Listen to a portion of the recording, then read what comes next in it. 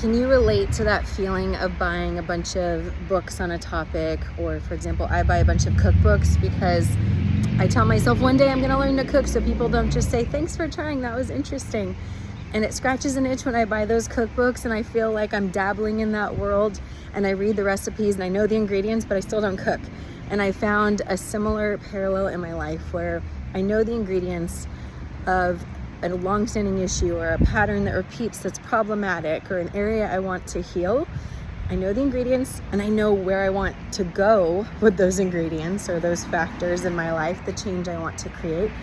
But some part of me keeps me stuck in that awareness, and it's almost like I'm reading and rereading a recipe but never cooking. But a lot of times I see us kind of beating up on ourselves, comparing, and just being really harsh. And although it might kind of in a punitive way get us going to avoid the punishment of the inner critic that we can have, often too much can shame us, and then we feel more frozen instead of supported, which is the opposite of what I need to feel safe getting in the kitchen, so to speak.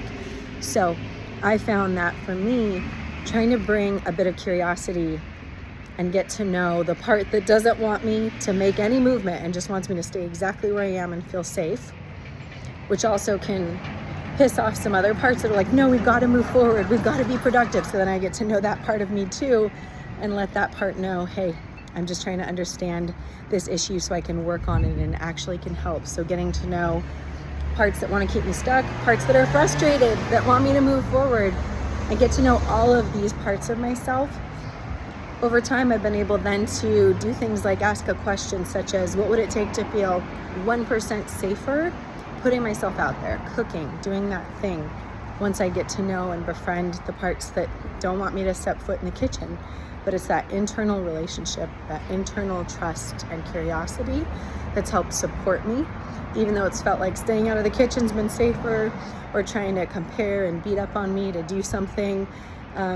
All those things haven't worked like being my own friend. So putting befriend yourself in action, I realize this is one way to befriend all these parts of me, which in turn helps me do the things I want to do and friend myself as a whole. So hope that's helpful. If you can relate, let me know. I'd love to hear.